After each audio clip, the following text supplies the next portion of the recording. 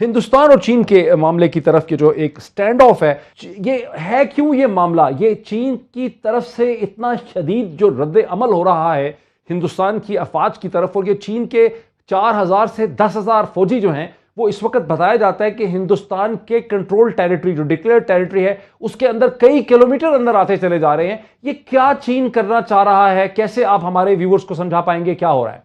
کہ متنازع علاقہ اور بھارت نے یہاں پہ بہت بڑے پیمانے پہ انفراسٹرکچر ڈیولپمنٹ کا کام شروع کیا، سڑکیں بنانی شروع کر دی، تقریباً 60 کے قریب روڈز بن رہی ہیں جو انہوں نے 2022 تک مکمل کرنی تھی. اس کے ساتھ ساتھ برجز انہوں نے بنائے ہیں، ایک ایئر اسٹرپ وہاں پہ بنائی ہے. اس کا مطلب یہ ہے کہ چائنا کو یہ انڈیکیشن مل گئی کہ بھارت یہاں پہ اگریسو ڈیزائنز رکھتا ہے، اپنا بلڈ اپ کرنا چاہتا ہے کسی وقت کے اوپر. یہاں پہ ایئر کرافٹ یہاں سے آپریٹ کریں گے، سڑکیں بن گئیں لہٰذا یہاں پہ گنز آ سکیں گی، یہاں پہ ہر طرح کا ملٹری اکوپمنٹ لایا جا سکے گا. لہذا یہ ایک ایسا امر تھا جو کہ جس نے الارم کر دیا چین کو کہ یہ کوئی پرماننٹ قبضہ رکھنا اور یہاں پہ کچھ اگریسو ڈیزائنز موجود ہیں. دوسری طرف یہ ہے کہ یہ بھی مودی نے اپنی ایک تاریخ قائم کی کہ وہ یک طرفہ قدم اٹھانے کا عادی ہے اور کسی بھی صورت میں وہ نتائج کی طرف توجہ نہیں دیتا بلکہ وہ بڑھتا جا رہا ہے. جب آرٹیکل 370 انہوں نے ختم کیا اور یونین ٹیریٹریز بنانے کا اعلان کیا تو لداخ کے بارے میں آپ کو یاد ہوگا کہ چائنا نے بڑا واضح الفاظ میں کہا کہ جناب آپ ہماری سوورنٹی وائلیٹ کر رہے ہیں، لیکن بھارت نے اس کو رد کر دیا. اب اس کے بعد جب سی پیک کا قصہ آیا تو بھارت نے وہاں پہ مسئلہ کھڑا کیا کہ جناب چائنا ہماری سوورنٹی وائلیٹ کر رہا ہے. آپ ڈیم بنانے لگے تو پھر بھارت نے یہ مسئلہ کھڑا کر دیا. سو یہ ایک سلیکٹو قسم کی مورالٹی اور سلیکٹو قسم کی سوورنٹی کا قصہ جب سامنے آیا تو چائنا کو یہ واضح ہو گیا کہ بھارت اپنے معاملے میں تو سوورنٹی کو دیکھتا ہے لیکن دوسروں کی سوورنٹی کو پامال کرنے کے لیے تیار بیٹھا ہے. جس علاقے میں چائنیز آگے آئے ہیں وہاں پہ تیسرا جو ایک پریشان کن وہاں پہ مسئلہ نظر آتا تھا وہ یہ کہ وہاں پہ تقریباً 8 کلومیٹر کے فاصلے پہ اگر ایریل ہم لیں وہاں سے اس کو ماپیں تو تقریباً 8-9 کلومیٹر کے فاصلے پہ کراکورم ہائی وے ہے جو پاکستان کی جو آپ کہہ لیجئے کہ چین کے ساتھ ہمارا بیسک لنک ہے اور سی پیک آگے بن رہا ہے وہاں پہ. تو ان حالات میں چائنا جو یہاں پہ اتنی بڑی انویسٹمنٹ کر رہا ہے اور ایک اس کو اسٹریٹجک رستہ مل رہا ہے جو وہاں پہ اپنی اگر ساؤتھ چائنا سی میں اس کی آئسولیشن ہو تو اس کو باہر اوپننگ آپ دے رہے ہیں. بالکل صحیح ہے. بھارت بڑا امپورٹنٹ پوائنٹ ہے اگر پاکستان کی ٹیریٹری میں کرے نجم الدین شیخ صاحب کو بھی اس میں تو لانے دیجیے. یہ وہ چیزیں تھیں جو چائنا نے پریمپٹ کیا، ان چیزوں کی وجہ سے چائنا نے پریمپٹ کیا. نجم الدین شیخ صاحب کو بھی میں اس پہ لے آؤں. نجم الدین شیخ صاحب بعض بھارتی مبصرین کو پاکستان کی سائٹ پہ نہیں انڈیا کے اینالسٹ جو جیسے ہندو اخبار میں یہ تبصرے چھپ رہے ہیں کہ چین جو کچھ کر رہا ہے اس کی اسٹریٹجک ڈائمینشن میں پاکستان بھی انوالوڈ ہے، یہ ایک سرٹن پرو پاکستان قسم کی موو ہے چین کی. آپ کیسے دیکھتے ہیں؟ نہیں دیکھیے اس کو آپ کو اسی مد نظر میں دیکھنا ہے کہ لداخ میں چین نے پہلے بھی کہا اور پھر کہا کہ صاحب آپ جو چیزیں کرنا چاہ رہے ہیں یہ لائن آف ایکچوئل کنٹرول پہ ہو نہیں سکتی. تو جب اس کو آپ دوسری پہلو سے دیکھیں کہ اب یہ ووہان اسپرٹ جو تھی اس کو ہندوستان نے ووہان اسپرٹ بنی، پھر جب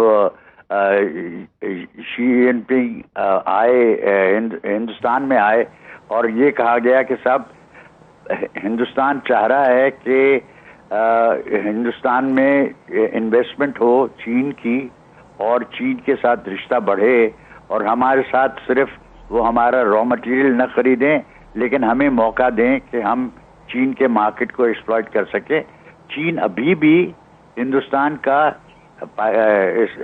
یورپ کے بعد دوسرے نمبر پہ ٹریڈنگ پارٹنر تھا، اب شاید تیسرے نمبر پہ آ گیا ہے کیونکہ چین اب دوسرے نمبر پہ امریکہ ہے. لیکن یہ سوال اٹھتا ہے کہ صاحب اگر آپ کو اس طرح ڈیولپ کرنا ہے تو آپ کو یہ خیال رکھنا پڑے گا کہ وہاں پہ آپ کی ووہان اسپرٹ اور جو سوال تھا کہ آپ کے ساتھ وہ کوآپریٹ کریں گے اس کو تو آپ نے رد کر دیا کیونکہ آپ نے کہا کہ اب جو ہمارے پڑوسی ممالک ہیں جس پڑوسی ممالک میں چین سر فہرست ہے ان کی اگر کوئی بھی سرمایہ کاری ہوگی ہندوستان میں تو اس کے لیے خاص لائسنس کی ضرورت پڑے گی. 1988 سے شروع کر کے ہندوستان اور چین کے درمیان کئی قسم کے بارڈر مینجمنٹ ایگریمنٹ ہوئے. 1988 میں ہندوستان کے اس وقت کے پرائم منسٹر راجیو گاندھی نے دینگ زیاؤپین سے بیجنگ میں جا کے ملاقات کی اور کہا کہ ہم تعلقات کو بہتر کریں گے. لیکن فورن پالیسی میں جو انالیسس چھپا ہے پروفیسر سمیت گنگولی اور پروفیسر پردیسی کا، جو ہندوستانی نژاد امریکن ایکیڈیمکس ہیں، ان کا دعویٰ یہ ہے کہ 1988 اور 1990 میں ہندوستان اور چین کی اکانومی تقریباً برابر تھیں. اگر ہندوستان کی اکانومی کوئی 2.7 ٹریلین کے قریب تھی 90 کی دہائی میں، تو چین کی اکانومی بھی 312 بلین، غلط میں نے کہہ دیا، ٹریلین نہیں.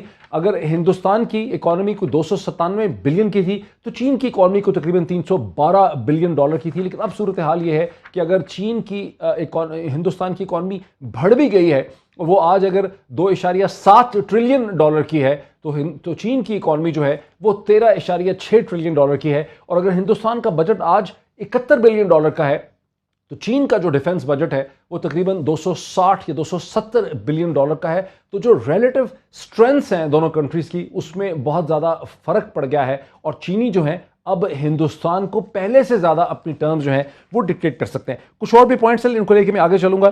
یہ جو صورتحال ہے نجم الدین شیخ صاحب، آپ بتا رہے تھے ٹریڈ کا، آپ کو کیا لگتا ہے کہ جس قسم کا پریشر چینی ہندوستان پہ ڈال رہے ہیں پچھلے 20 دن سے، کیا ہندوستان پیچھے ہٹے گا یا ہندوستان وہیں کھڑا رہے گا؟ جو آپ کے کہہ رہے ہیں، جو جن صاحب نے ہمیں بتایا کہ بارڈر انسٹالیشنز بنائی جا رہی ہیں، سڑکیں بنائی جا رہی ہیں، ایئر سٹرپس بنائے جا رہے ہیں ایک ڈسپیوٹڈ ٹیریٹری میں. اور کل ہم نے دیکھا کہ انڈین ملٹری کی جب ہندوستان کے وزیر اعظم نریندر مودی کے ساتھ ملاقات ہوئی تو جو اخبارات میں چھپا ہے ہندوستان میں وہ یہ ہے کہ ہندوستان بالکل پیچھے نہیں ہٹے گا. آپ کا کیا انالیسس؟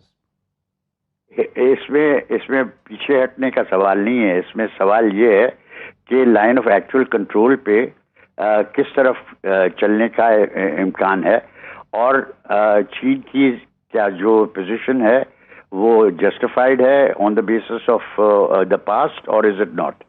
اب میری نظر میں یہ سارا معاملہ جو ہے اس کا ایک لارجر کانٹیکسٹ ہے. اچھا، وہ لارجر کانٹیکسٹ یہ ہے کہ اس وقت ہندوستان نے اپنے ایک اگریمنٹ کی ہے روس کے ساتھ کہ وہ S-400 خریدیں گے، اور اس پہ امریکہ کی طرف سے سینکشنز لگنے کا امکان ہونا چاہیے، کیونکہ انہوں نے کہہ دیا ہے کہ صاحب اگر کسی نے اس قسم کی چیز خریدی تو یا روس کے ساتھ اس قسم کی اگریمنٹ کی تو پھر ہماری دوسری اگریمنٹس جو ہیں، ہم ملٹری کولیبوریشن کو کم کرنا ہمارے لیے ضروری ہوگا. وہ چاہ رہے ہیں کہ اس سے ہمیں ایگزیمپشن ملے. اس وقت یہ کیسے فٹ ہوگا بارڈر ڈسپیوٹ میں، یہ جو تناظر آپ دے رہے ہیں؟ دیکھیے، میں آپ کو کہہ رہا ہوں کہ اس کو لارجر کانٹیکسٹ میں دیکھنا ہے کہ یہ چین کے ساتھ صرف نہیں ہے. اس کا بڑا کانٹیکسٹ یہ ہے کہ چین اور امریکہ کا رشتہ کس نوعیت کا ہے، اور اس میں کردار کس نوعیت کا ہندوستان پلے کر سکتا ہے. اب یہ لوگ کہیں گے کہ یہ اب میں ذرا اس کو کھینچ رہا ہوں، میں کھینچ رہا نہیں ہوں. یہ اس میں کانٹیکسٹ جو ہے وہ ایک بہت ضروری ہے کہ اس کا اثر کس نوعیت کا پڑے گا ہندوستان اور پاکستان کے سلسلے میں. اچھا، ہندوستان اور امریکہ کے سلسلے میں. امریکہ ایک چیز چاہتا ہے، امریکہ چاہتا ہے کہ ہندوستان ان کے ساتھ کھڑا رہے اور ہندوستان ایک بلوک بنے چین کے خلاف. ٹھیک ہے. اچھا، اسی پوائنٹ پہ مجھے ذرا جنرل صاحب کو لانے دیں. جنرل صاحب، امریکہ کی مغرب کی خواہش تو بہت رہی گزشتہ 15-20 برس میں 9/11 کے بعد سے کہ ہندوستان ایک دیو کی طرح ایک جن کی طرح کھڑا ہو جائے چین کے مقابلے میں. اب چیز یہ ہے کہ اس میں جہاں تک سی پیک کو سٹال کرنے کا چکر تھا، یا آپ گلگت بلتستان پہ اگر کوئی نگاہ رکھی ہوئی تھی تو اس میں تو امریکہ کی مرضی شامل تھی. آپ کو یاد ہوگا کہ امریکہ نے پہلے کبھی بات نہیں کی تھی، لیکن اس کے بارے میں انہوں نے کہا تھا کہ جناب یہ سی پیک تو گزر رہا ہے وہاں پہ ایک متنازع علاقے میں سے. یہ آپ کو ذہن میں رکھنا چاہیے کہ امریکہ کسی نہ کسی شکل میں اس معاملے میں انڈیا کو سپورٹ کرے گا. Very interesting. لیکن اصل قصہ یہ ہے کہ کیا امریکہ اس کو بعد میں یوز کر سکے گا جہاں انڈیا کے پاؤں جو ہیں وہ لرزنے وہ نہیں کر رہے. इंडिया को वो हिस्सा बनाना चाह रहे थे। न्यूजीलैंड, ऑस्ट्रेलिया और वियतनाम वगैरह के साथ मिलकर जो कोलिशन बना रहे थे उसमें इंडिया को और इंडिया की नेवी बिल्डअप करना चाह रहे थे। मैंने रिसेंट इंटरव्यू सुना जिसमें कि इनके चीफ ऑफ डिफेंस स्टाफ ने कहा कि हमें एयरक्राफ्ट कैरियर्स और बड़ा कुछ अमेरिका बेचना चाहता है, वो हमें देख रहा अपनी नजर से, हमें उसकी जरूरत नहीं। इसका मतलब यह है कि इंडिया ये नहीं चाहता कि वो अमेरिका का आलाकार बन के चाइना के खिलाफ जंग लड़े, क्योंकि चाइना के साथ उनकी सरहदें मिलती हैं। अमेरिका तो दूर बैठा है, असल भुगतने वाले होंगे Indians. So naturally they are very careful. लिहाजा वो अमेरिका से हमायत तो लेना चाहेंगे, लेकिन वो जो कोलिशन बनती नजर आ रही थी जिसमें कि वो उस नेक्सस का हिस्सा लगता था कि बनने जा रहे हैं, वो नहीं बनेंगे। दूसरी तरफ ये है कि पाकिस्तान को चूंकि रशिया की हमायत मिलनी शुरू हो गई, थोड़ा सा पीछे आपको न्यूट्रलाइज करने के लिए उन्होंने फौरन, क्या आप ये भी कह रहे हैं कि हिंदुस्तान की तरफ से, क्या आप जन साहब ये भी कह रहे हैं कि हिंदुस्तान की तरफ से जो एक जारहाना एग्रेसिव स्टैंड था सीपैक की तरफ, गिलगित बल्तिस्तान की तरफ, तो चीन के इस एक्शन से चीन ने इनडायरेक्टली हिंदुस्तान की मिलिट्री एस्टैब्लिशमेंट को और पॉलिटिकल एस्टैब्लिशमेंट को एक पैगाम भी दिया है कि hands of Gilgit Baltistan and CPEC.